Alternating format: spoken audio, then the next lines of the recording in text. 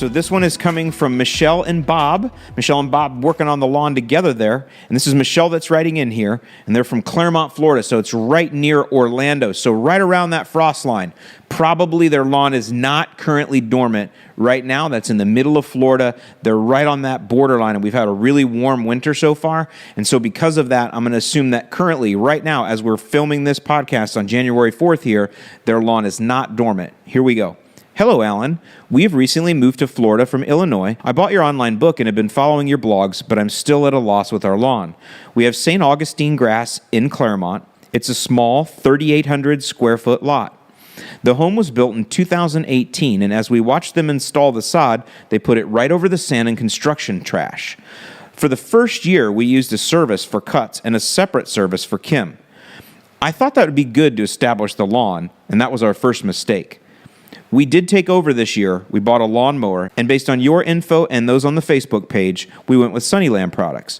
We have gone through a full year of treating and feeding and find ourselves at a loss. We are overrun with crabgrass and wild Bermuda.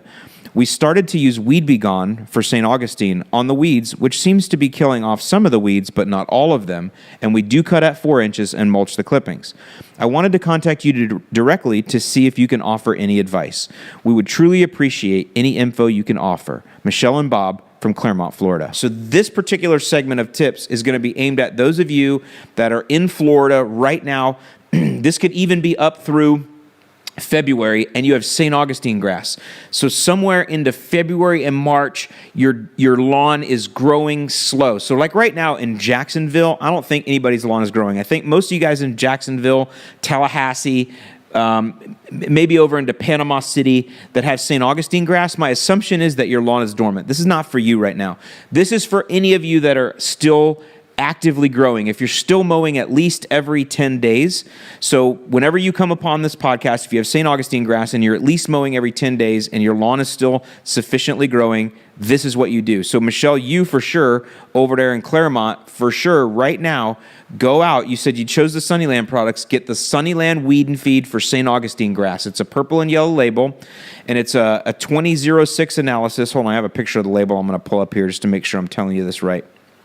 But the reason I want you to get it is because it contains atrazine. Now, so many of you guys will know that I have said ever since probably my 5th or 6th or 7th video on this channel that I do not like weed and feed products. I'm not for weed and feed products, and I'm still not for weed and feed products, except in this case, and there are a couple other exceptions that I mentioned on the podcast before that we'll talk about for you cool season turf guys and girls. I'll talk about weed and feeds for you when we get to like May 5th and you haven't done anything yet. We'll talk about weed and feeds.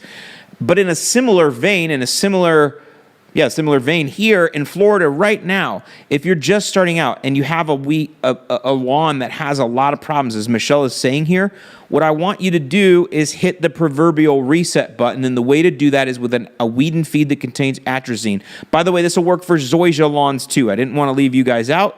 This is also for zoysia lawns. It's not for Bermuda though, and it's not for Bahia grass. Centipede, you'd be okay as well. So it's for centipede, zoysia, and St. Augustine. I think of it as a St. Augustine weed and feed because that's typically where it's marketed.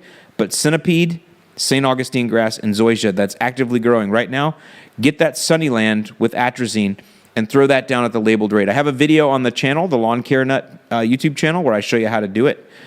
I show you how to measure it out, all that kind of stuff. We go through how much nutrient you're going to get from it. It turned my lawn, my Palmetto St. Augustine, a beautiful emeraldy green. I mean, real pretty color green.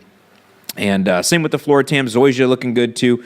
Did a nice job. I was really happy with it. It's loaded with micronutrients, but I like it for the atrazine. So atrazine is a pre-emergent and a post-emergent, and that's why it's okay for me as a weed and feed. It's like a cleanup. It's a cleanup. It's a reset button. Let's just go out and kill everything that we can, but it's a selective herbicide. Atrazine it's a selective herbicide in zoysia, centipede, and St. Augustine, so it won't harm your centipede grass or your St. Augustine or your zoysia, but it will kill a good number of weeds, pre and post-emergent. Post-emergent, it's going to go after the pusley, the pigweed that's big this time of day or time of year, spurge, but it also has preventative application or pre-emergent efficacy on crabgrass and paspalums. Paspalums are bahia grass. So if you have bahia grass that is invading your zoysia, your St. Augustine, or your centipede, you can use atrazine to pre-emergent. It'll also post-emergently kill it. So that happens a lot around here where I don't have problems with bahia in my lawn, but some people do. So if you need to knock bahia out of your St. Aug,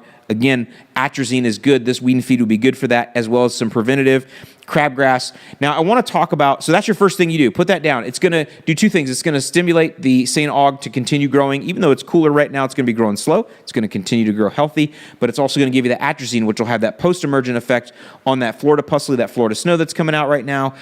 I didn't get a lot of good effect on the dayflower with it when I used it, but it did eliminate a good portion of weeds. The idea is that it's a reset button to kill a number of the weeds you have. In other words, it's a good way to blanket treat and try to get rid of a lot of stuff. It will not kill everything.